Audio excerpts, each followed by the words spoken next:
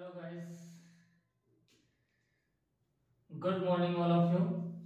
मैं उम्मीद करता हूँ कि आप सभी ठीक होंगे और आप सभी का मैं चैनल के ऊपर सुरेंद्र सोनवाल स्वागत करता हूँ। तो देखो बच्चों, पहले अपन ने एक्सरसाइज फर्स्ट की 1.1 सोल्व की है। उसके कुछ क्वेश्चन अपने पास बचे हुए हैं, जैसे 5, 6, 7 क्वेश्चन बचे हैं, उनका डिस्कशन अपन कर लेते हैं यहाँ से। तो सबसे पहले मैंने क्वेश्चन 7 नंबर यहाँ नोट किया है। इसका रीजन ये है कि ये थोड़ा थ्योरम में बड़ा है, इसलिए मैंने इसको पहले नोट किया है।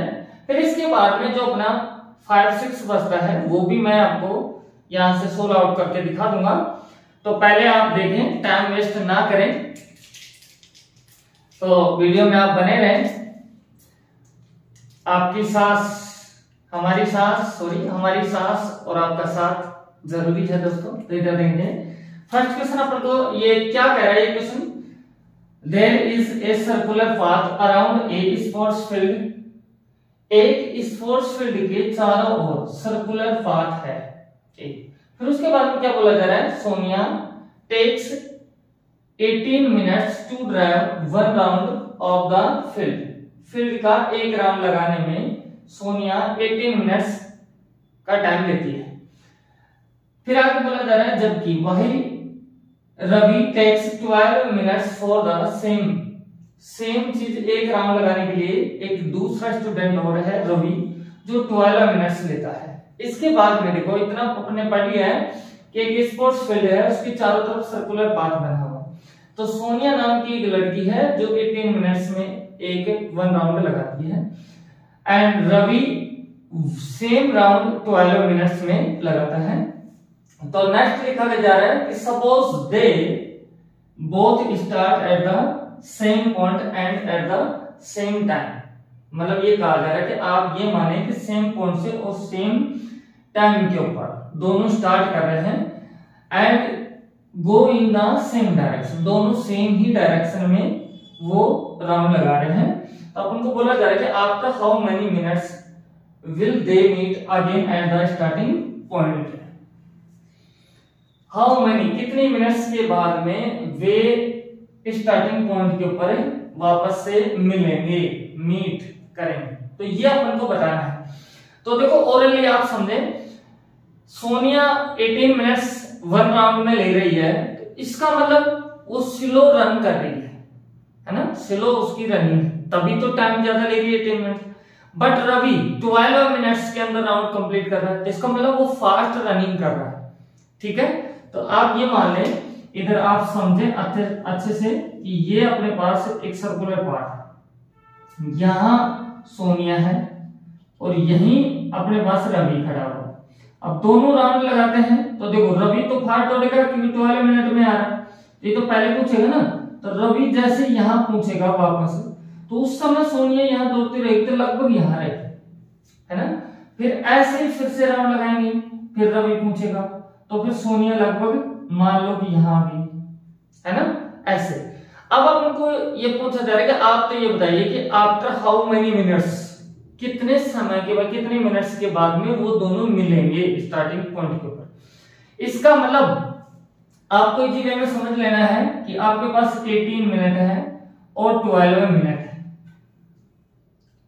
इनसे कोई ना कोई डिविजिबल नंबर आएगा जो इनसे बड़ा होगा। तो ऐसा नंबर निकालने के लिए अपन क्या करते हैं, अपन को लार्ज नंबर चाहिए तो अपन एलसीएम लेते हैं बेटा, है ना।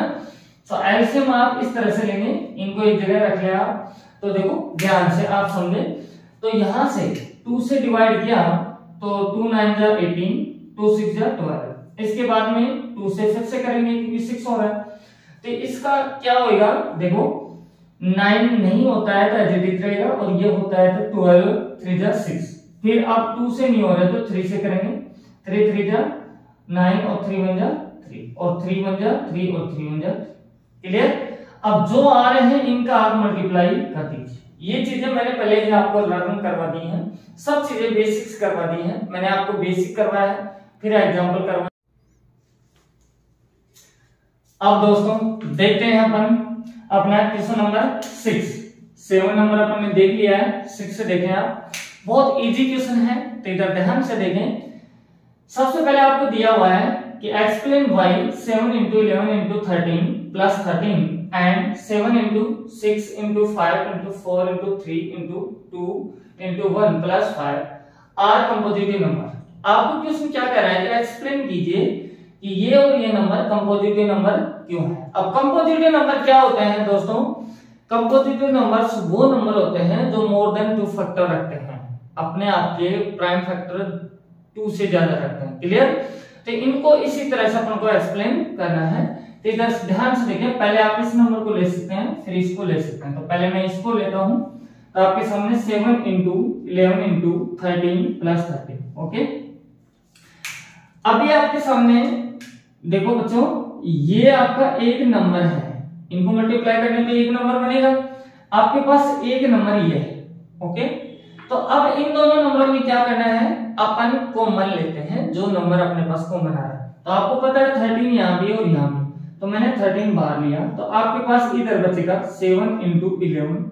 ये बाहर चला गया, तो इसकी जगह आप 1 लिख सकते हैं और यहाँ भी 1 लिख सकते हैं। ओके, अब आपको पता है 13, इनको आप मल्टीप्लाई करेंगे तो 77 plus 1 यहां से हो जाएगा आपके पास में। देखो दोस्तों, 13 into 78। ओके, अब 78 और 13 आया है, तो देखो 13 is a prime number but 78 is not prime number, it's number composite number because it's have more than 2 factors, है ना।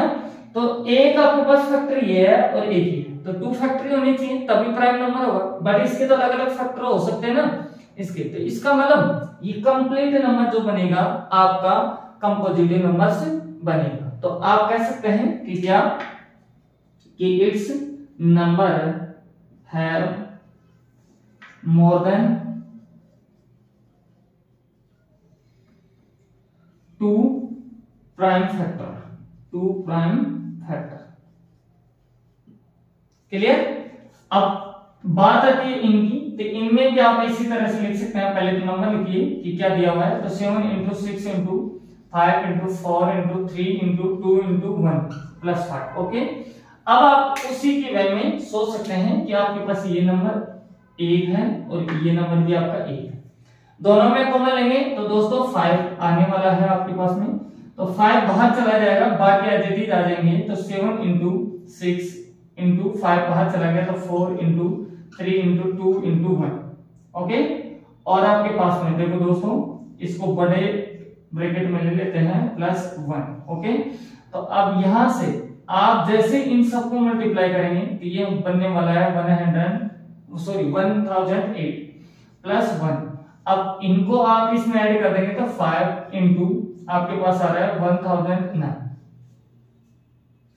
अब इन नंबर की बात करें तो 5 is a prime number but 1009 is not prime number, it's number composite numbers because it's have more than 2 factors. Okay, तो दोस्तों अब फिर इस नंबर के लिए भी लिख सकते हैं कि इट्स नंबर अपने पास में have more than 2 prime factor, more than 2 prime factor. Okay, इस तरह से अपन बोल सकते हैं। फिर लास्ट में अपन क्या लिख देंगे, ये चीजें करने के बाद में आप लिख देंगे कि यहां से this 7 into 11 into 13 plus 13 and आपके पास नंबर क्या है 7 into 6 into 5 into 4 into 3 into 2 into 1 plus 5 are composite number, composite number लिख सकते हैं, कंपोजिट नंबर। ओके, और यही अपना क्या हो जाएगा आंसर। इस तरह से कर सकते हैं। अगर आपको समझ में आ रहा तो प्लीज लाइक करें और कमेंट करें, और अगर चैनल पर फर्स्ट टाइम में विजिट कर रहे हैं आप तो चैनल को सब्सक्राइब करें और बेल आइकन प्रेस करें। जितना शेयर कर सकते हैं आप शेयर करें, आपके सपोर्ट की हमें बहुत ज्यादा जरूरत है। तो चलो तो चलते हैं नेक्स्ट क्वेश्चन के ऊपर। ये अपना 6 हो चुका है। अब 5 नंबर क्वेश्चन आता है। तो 5 नंबर क्वेश्चन थोड़ा सा थ्योरेटिकल क्वेश्चन है, तो आप ध्यान से देखें, बहुत इंटरेस्टेड क्वेश्चन है। तो अभी मैं आपके सामने ड्रॉ करता हूँ कि क्वेश्चन क्या कह रहा है अपन को, ये भी तो लिखते हैं अपन यहाँ से कि ये दे रखा है आपको 5 नंबर क्वेश्चन, चेक वेदर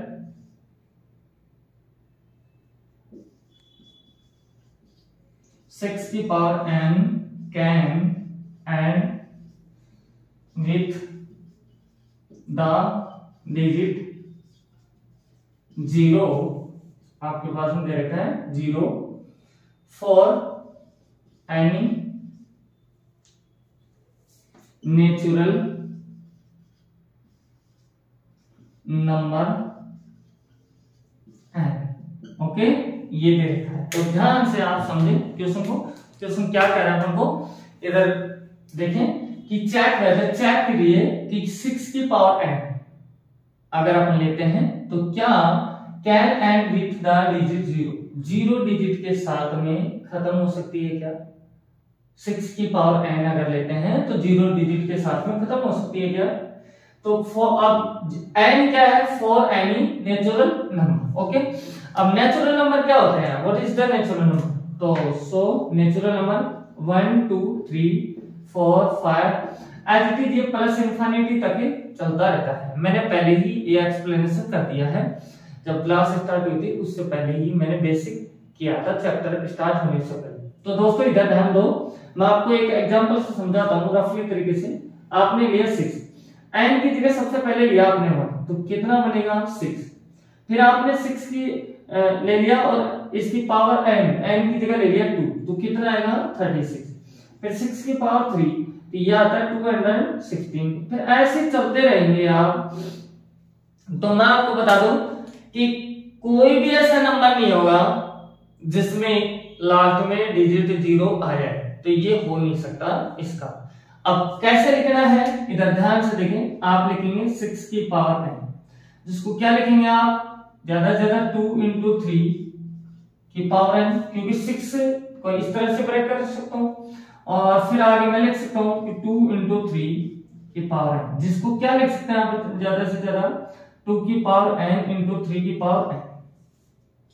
अब आपको पता होना चाहिए कि अगर 0 लानी है लास्ट डिजिट में, तो 0 लाने के लिए वो नंबर 2 और 5 का प्रोडक्ट होना चाहिए, या मैं कह दूं उस नंबर के 2 और 5 फैक्टर होने चाहिए। अगर 2 और 5 फैक्टर हैं तो आपको पता है 2 into 5 10 होता है, और 10 में 0 आती है। और अगर इनके अलावा नंबर है तो कभी 0 नहीं आती है, और दोनों का होना कंपलसरी है। ओके, तो आपके पास यहाँ 2 तो आ रहा है बट 3 नहीं आ रहा है ना, यहाँ नहीं आ रहा है। तो अब मैं क्या लिख सकता हूं इसके लिए, कि यहां लिख सकते हैं कि for any natural number should be, यहां से लिखेंगे नेचुरल नंबर, और फिर लिख सकते हैं आप शुड बी डिविजिबल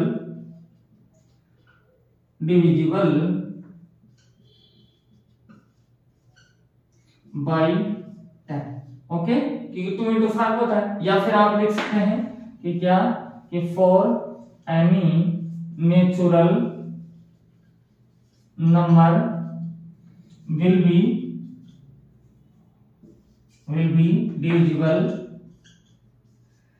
डिविजिबल, आप बोल सकते हैं इसको कि क्या, कि बाई किसका, 2 and 5। ओके, इन दोनों से मल्टीप्लाई होना चाहिए, है ना, बट इसमें नहीं है। तो मैं नीचे लिखूंगा 6 की power n have not divisible by 5। Okay, तो ये अपन ने लिख दिया है। तो अब यहां लिख देता हूं, नीचे आपको दिख नहीं रहा होगा, तो मैं लिख दूंगा कि क्या, कि 6 की पावर है क्या, can not and with the digit 0, क्या 0। ओके, और यही अपना क्या हो जाएगा आंसर। इस तरह से अपन इस क्वेश्चन को एक्सप्लेन कर सकते हैं। तो आप लोगों को समझ में आया होगा, और अगर समझ में आया तो प्लीज लाइक करना और कमेंट में अपनी राय जरूर लिखना। जैसा भी है आप लोगों को पता चल रहा होगा कि ये पसीना बह रहा है, तो आपके लिए ये मेहनत की जा रही है, उसी रीजन से हो रहा है। तो प्लीज चैनल को सब्सक्राइब करें, बेल आइकन प्रेस करें, जितना शेयर कर सकते हैं आप शेयर करें, और आप हमेशा ऐसे ही प्यार बनाए रखें। Thank you, best of luck. फिर मिलते हैं नेक्स्ट वीडियो में। Okay bye.